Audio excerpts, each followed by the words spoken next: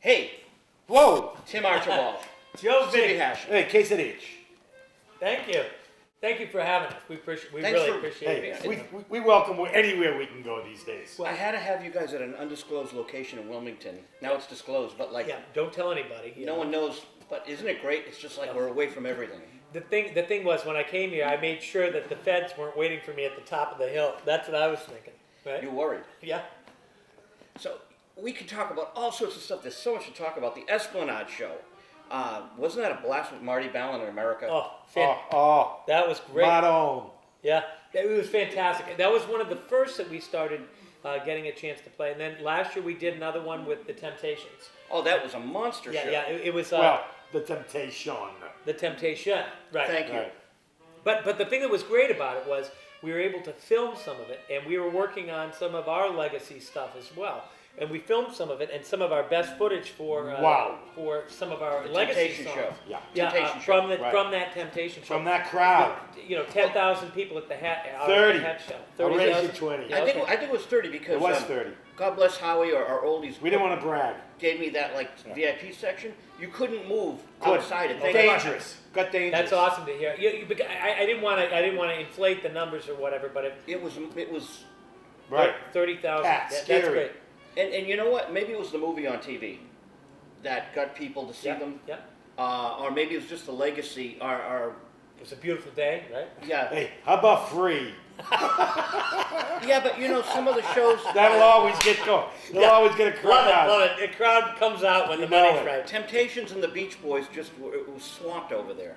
Yeah. And Amazing. we had heard about that show.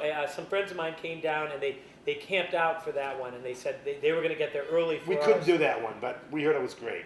Well, a friend of mine, Yeah. is doing drums with Brian Wilson now, and he says that they have quite a thing going around over the country. So we're hoping to maybe tap into some of that, some people, Well, you guys are ready to rock. The new album you're recording. How many tracks have you laid down already? Half a dozen. Yeah, that's right. About Half the record. Half the record is done, and it's called. We're gonna debut some of it for you tonight here. Horseshoes and Hand Grenades is what it's called. Title track. You know how they say close only counts? Yeah.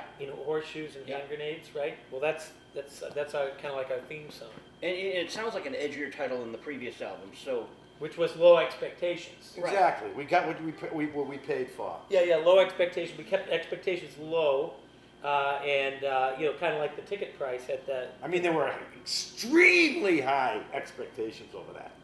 over the Low low expectations. it's a good record.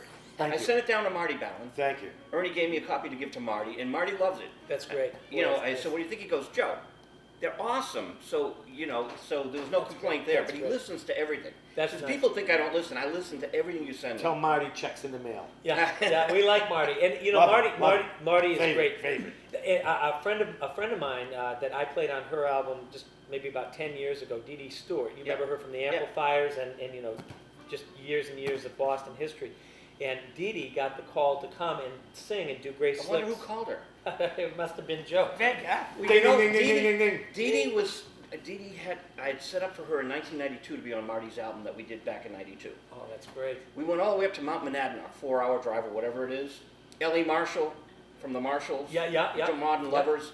And Dee Dee. And the backing vocals were done. And, they could have put them on. They didn't. So I thought we owed it to Dee Dee. Oh, that's sad. Well, Dee Dee was so psyched Yeah. to do the show, and I talked to her afterwards, and she said, singing she White said it Rabbit. wouldn't take the place for what happened. But No, but She tried. she's such a class act. Did you Plus, see Girls Girls Night Night Out? Out. Plus- That's right. Did you see Girls Night Out? No. Yeah. Oh man, yeah. one of the We used to ultimate- play with them all the Yeah, I time. don't at get New out Man. much. New Man. Yeah. Remember we used to do shows together. I didn't all know the that, with time. Girls Yeah, Night Out. With Girls Night Out, and that was back in the '80s. I was kind of in the. was that Calamity Jane? Heyday. Was that like Calamity Jane? New Man. Remember them? There was, I do remember them. Well, Remember Storm and Norman and Susie? Storm and Norman. Yeah. Yeah. He was just playing out the other night. It's like, Come on, he's still alive. I know, that's what I Holy said, man. smokes. You read my mind. Wow.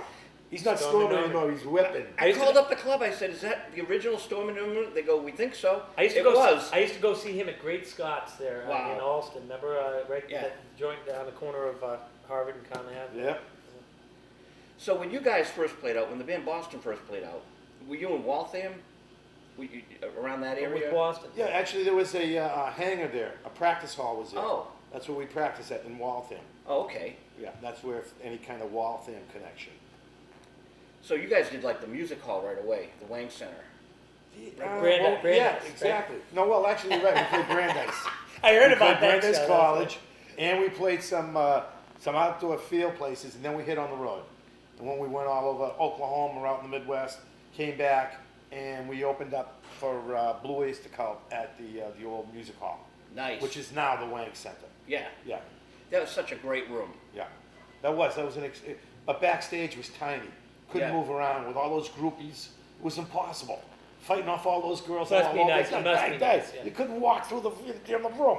But the Hat Shell, 2 years ago, that experience, you're where the Boston Pops are, the acoustics. What's it like on stage there?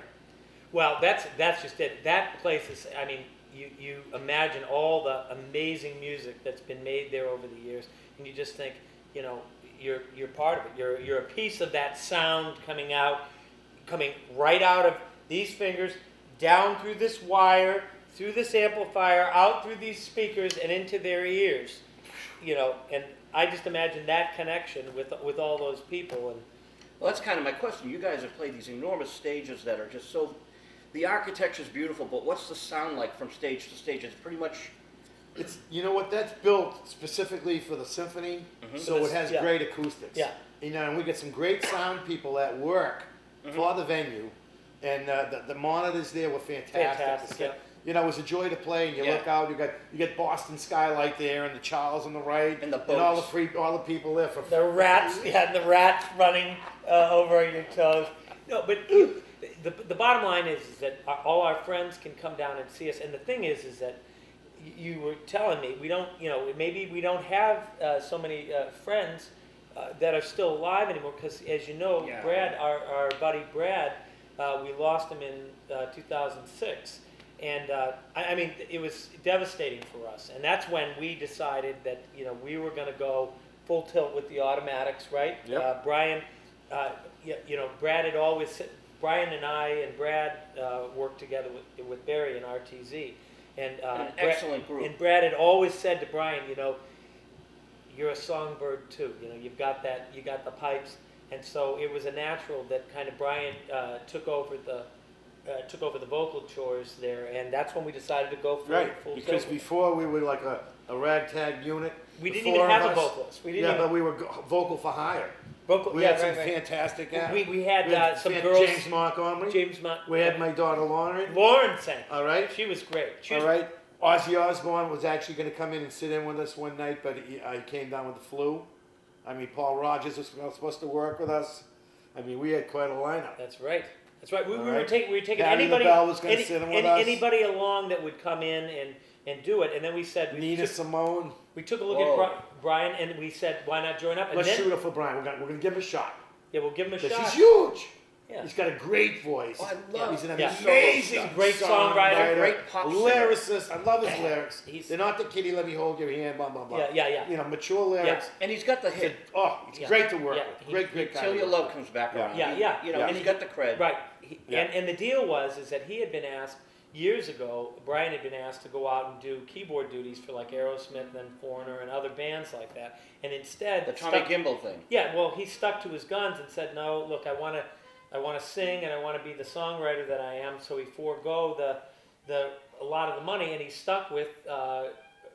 He decided he was going to stick with Barry's project, and Barry's thing turned into RTZ, and that's how all that stuff happened. It was great, great all those years working with Brad, and And all the dues you guys paid with Peter Wolf. Peter. Well, then, Oh, yeah, right. then we joined Around the world. Yeah, then Brian Around the and I, world with Woofa Koofa. yeah, Brian and I joined up with Peter Wolf, and we toured the world and The elsewhere. world and other. Was that with Johnny? Johnny A. places? Johnny A. and Stu Kimball were the producers of the Long Line. Ah. Stu's out with Dylan now, and Johnny's doing his thing. Up And at Peter's the got a new Red record Rock. out this Dave week. Stefanelli on drums. Awesome drummer. Great We'll guy. love it for you. Yeah. Yeah, but so we did that, and the deal was that we just decided, to bring it back to the Automatics, and we decided, we took a look at each other and said, why not join up? Yeah.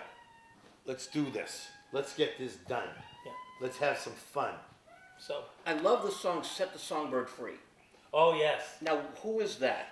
Well, Brian wrote that one specifically for RTZ to do as a tribute to the last words that he felt, exemplified the Brad Delp experience there, which was that, Brad just wanted to sing, and he didn't care, he didn't care about making money. He didn't give a shit about none of that, right? I mean, No. he was the nicest guy, the best friend you could ever have. He just, he used to, with RTZ, he probably did this with Boston, but he used to stand outside the bus and we'd be, we got to get to St. Louis, And he's signing And autographs. he's signing autographs, lending people money, Helping with the equipment. Yeah, helping with the equipment. I mean, he was just the nicest guy in the world, and he just couldn't take it anymore. And so the deal is that Brian wrote the song "Set the Songbird Free," and it's really a great tribute to that. And we performed it down at the that tribute, and the most people So don't that know. was my question: is Ernie the Automatics going to play the song? Well, No. Actually, we do play Brad's last rock effort, which was is, "Rockin' Away." Rockin' Rockin' Away, and Sybby played on that, and Barry and As Sybby well, got that right. together. Oh, right, nice. Right. So, and so we do that as a tribute, but also we do an amazing Boston tribute. That's to Brad. Usually we memorialize that to Brad. It's all the stuff that the fans want to hear, and that Brad would have wanted us to play. Right. We're going to end part 1, and we'll come back with part 2 in a second. Sounds great. Visual radio. Thank you. Sybby and Beautiful. Tim. And we're back on Visual Radio with Ernie Bach Jr. and Barry Goodrow. Hold on. How you doing? Ernie and the Automatics are here.